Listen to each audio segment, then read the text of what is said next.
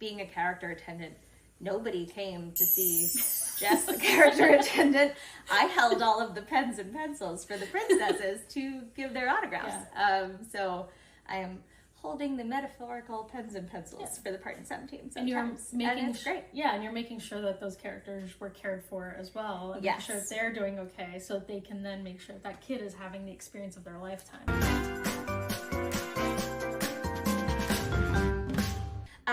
Sam, what similarities do you see between managing theme park operations and client operations? I think for me, it's always been, even in school, we were kind of taught the concept of internal and external guests. So, you know, in a theme park environment, when I was working there, your internal guests are your fellow teammates and the people that you're working alongside to make things happen. And you treat them as internal guests, the mindset of guest, right? Of making sure that you're taking care of somebody like they are a guest in your home or a guest in wherever you're at. And giving that level of treatment. So an internal guest with the people that you're working alongside, treat them like you would a guest to make sure that they're still being cared for and being respected and given a good experience. And then your external guests are your visitors coming from, whether they're locals or from another country. You're making sure that those external guests that are visiting you for the first or 10th time are having a great experience. And that kind of mindset has always carried through with me. Having that mindset has made me really approach any of our client services or client operations with that same kind of mentality. They're not a client, they're not a customer, they're a guest.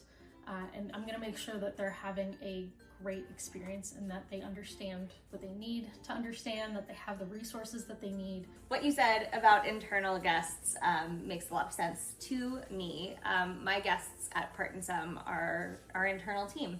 And I have the privilege of having monthly one-on-ones with every single person on the team, which is so, so helpful in helping us, again, with that continuous improvement.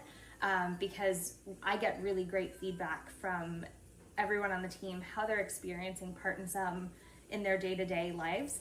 And it's really, really helpful that I can take that information back to the leadership team to make changes. I don't know if there's anything that I do that's the same since I joined the team 3 years ago.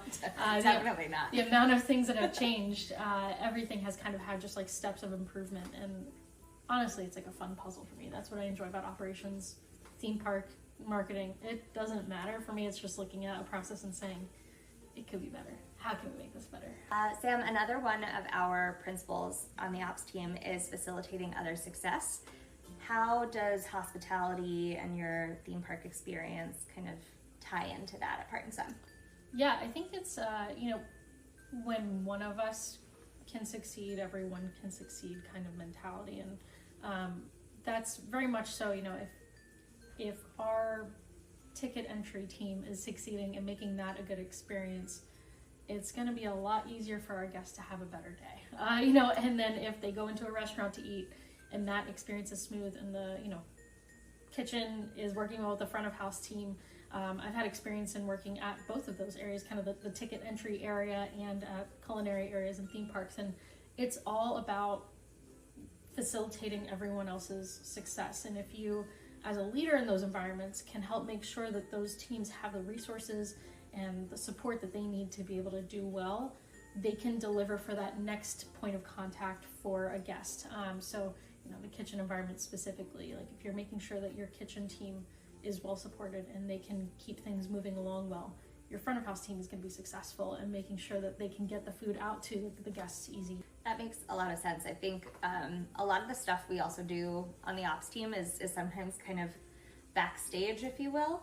100%. You don't really see what's happening behind the curtain, but we're there, we're doing stuff, and we're really there to make sure that the lead actors, if you will, are the ones who are kind of, they have all their props, they have everything that they need to be successful, and building processes, doing reporting, and all of the things that just kind of happen quietly in the background is really cool. Sometimes people don't even know that you built the thing that they're using on all of their client projects. They just think that template existed and oh no, we built that. That's cool. On AdOps, we kind of have this running joke of being like the Ninja Turtles. We say that we're like the Ninja Turtles because we're kind of hiding in the underground of the city that is Part and Sum, and there's a lot of moving pieces that happen on AdOps, and it's quick moving pieces too. We have a fantastic team of people on our AdOps crew, and it's made all the difference for the team, and we can keep things chugging along quickly, and making sure that we're keeping resources together to give to our clients so that they can produce the assets that they need. And there's just a lot of little things that a lot of people don't realize are happening in the background. That's a great point, because operations tends to work in the background, and you kind of hide in the background sometimes, and people maybe don't notice it as much. And I don't know, I think that's kind of the beauty of it. You have to, if you're in operations, like, you're in it because you enjoy the puzzle of it, and the questions that you get to ask of how we can change things or improve things, and you're not there necessarily like, hi, I did this wonderful thing. Look what I made today. No, not at all. You're okay being... You're best supporting actor, yes. Which is one of Part and Sum's values, actually. So we really kind of take that role to heart of being the best supporting actor for the team, and providing whatever we can to support them, and making sure that we're facilitating the team's success. So when you're working at Disney, or even a guest at Disney, it's all about magical experiences and how wonderful everything is, right? And so how do you balance that and trying to bring kind of that mentality to the sometimes very practical needs that occur when you're in operations, working for a team? That's a really great question. I think, sometimes,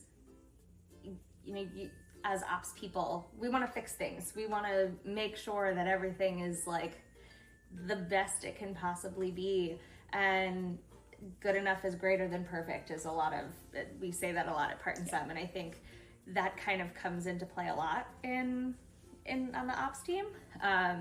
You do the best with what you have as quickly as you can do it, and it doesn't always mean that it's going to be a perfect solution. I think from like a team entertainment perspective, like, could we do endless team gifting? No, that would be crazy. But like finding little ways to make the team feel appreciated and feel special and give them memorable experiences. Like you do what you can with what you have. And we're pretty fortunate that the Part and Sum does have really great resources available to us, like our pro dev budget and all of these things. They really invest in the people. So I'm very lucky that I do have the ability to make some of those magical things happen on a bigger scale. Like our annual togethers are so special that we get to bring the whole team together and really bond as a whole group, because we're spread across 5 different time zones, and you don't get to see each other that often, but once a year when we come together, it's really, really fun and special. So I think, it is about finding that balance of like, what is the smallest thing you can do that's going to have the biggest impact, and create those little moments of magic for everyone.